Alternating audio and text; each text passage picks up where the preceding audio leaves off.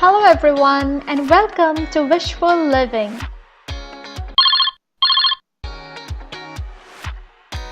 I'm not really sure. But then again, what is self-love exactly? I think I may have some idea. Let's have a look at it together, shall we? So let's think of a time when we commit a small mistake. Very often those mistakes may not even be as big as we think they are, but what matters is how we choose to react. So let's consider a situation when we send out some totally incorrect information to somebody really important at work. And as soon as we realize our mistake, we start to panic. And without even knowing, we start giving ourselves a lot of negative self-talk. In our minds, we may even think we are stupid or not smart enough, or worse, start doubting our capabilities. But do we really need to be so hard on ourselves? Behaving this way will definitely not get us anywhere. Instead, it will do more damage than we think. So could we have handled the situation differently? Let's rewind and have a look. Upon realizing our mistake, the first thing that we could have done to avoid any further consequences is to actually relax and not panic. Instead, we could have focused on quickly fixing the situation with a calm mind. And most importantly, instead of the negative self-talk, we could have treated ourselves with a little care and respect. We need to understand that we are allowed to make mistakes. That is what makes us human. And that is exactly what self-love is all about. It is about accepting our weaknesses and improving wherever we can. It is about believing in what we do and complimenting ourselves as we grow with little successes every day. So now let's take another example of when we criticize ourselves way too much for not being able to meet our unrealistic expectations. Let's say we're checking out a social media page and we see a post by one of our friends who keeps traveling to different places. Well, at first, we may get a little bit jealous.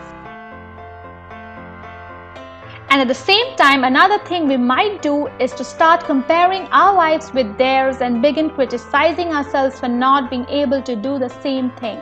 We start evaluating our life and career decisions and become extremely critical of the path we chose, feeling that we have not even done half the things we wish to do by this time. And that is exactly what we shouldn't be doing. At this point, we could have perhaps given ourselves some positive reinforcements and instead taken inspiration from the adventurous life that a friend is living. That would have motivated us to work towards the things that we dream of. And no, I don't believe that we need to stop everything we are doing right now to fulfill our aspirations. That is neither possible nor realistic.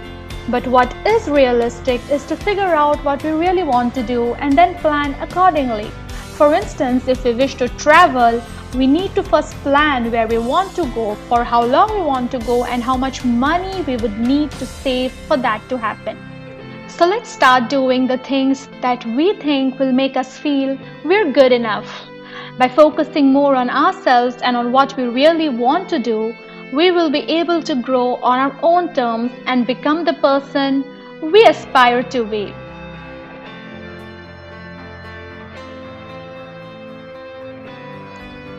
Another thing that we do very casually is feed our body unnecessary junk that could have been very well avoided. Very often when we are stressed or just plain bored, this is exactly what we do.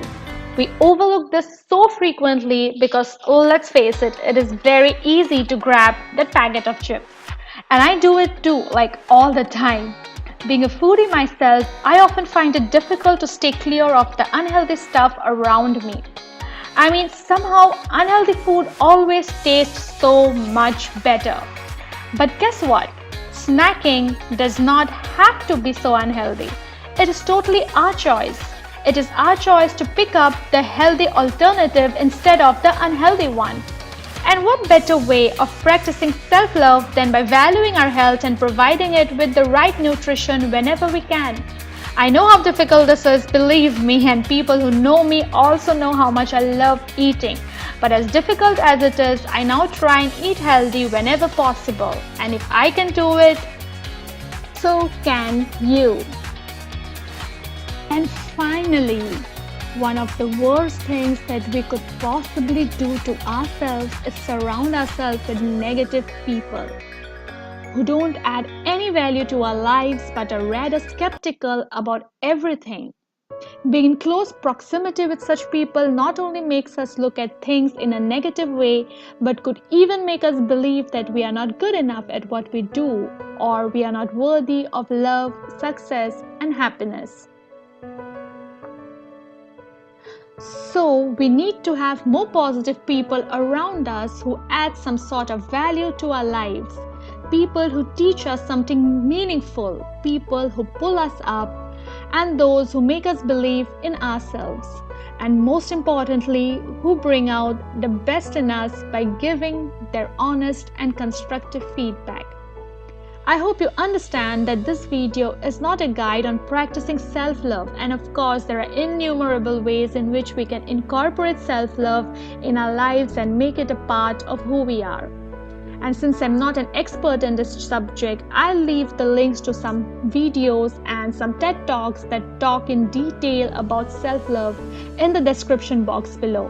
So don't forget to check this out in case this video has generated your interest in the subject.